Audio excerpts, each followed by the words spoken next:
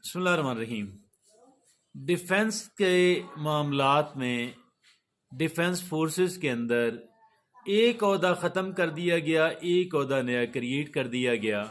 जो ख़त्म किया गया वो तो महज सेरेमोनियल था, उनकी कोई ख़ास पावर नहीं थी, उनको वो ओहदा ख़त्म कर दिया गया।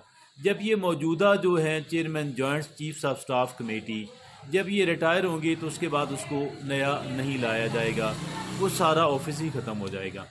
एक जो नया ओहदा क्रिएट किया गया वो कहलवाएगा चीफ ऑफ डिफेंस फोर्सेस। अब ये चीफ ऑफ डिफेंस फोर्सेस कौन होगा? तो भाई मैं आपसे अर्ज़ करूं, ये कितने स्टार इसको लगेंगे?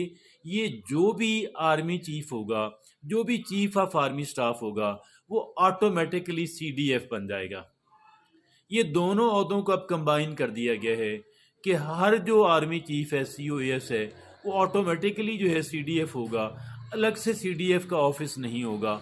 और ये जो CDF है, ये तीनों को, अपनी फौज को तो कमांड करेगा ही ना, लेकिन वो तीनों को कमांड करेगा।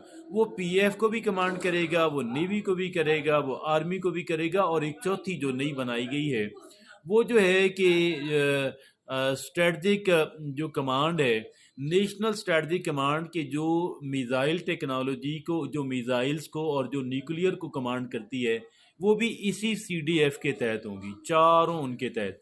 अब आगे चलते हैं कि इनका टर्म कितनी होगी, कि ये कितने स्टार जनरल हुआ करेंगे।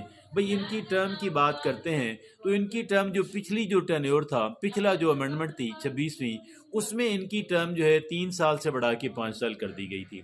अब वो 5 साल ही रहेगी, ना उसमें कमी है ना उसमें ज़्यादती है। हाँ, जैसे कि 3 सालों को, 3 साल जब टर्म थी तो बाद औक़ात एक्सटेंशन देकर एक और 3 साल दे दिए जाते थे।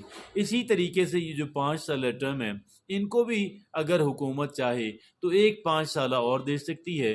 गोया ये 10 साल तक जो है वो आर्मी चीफ रह सकते हैं। अब ये सवाल पैदा होता है कि भाई ये जो CDF है, ये जो चीफ ऑफ डिफेंस फोर्सेस है, ये कितने स्टार जनरल हुआ करेंगे?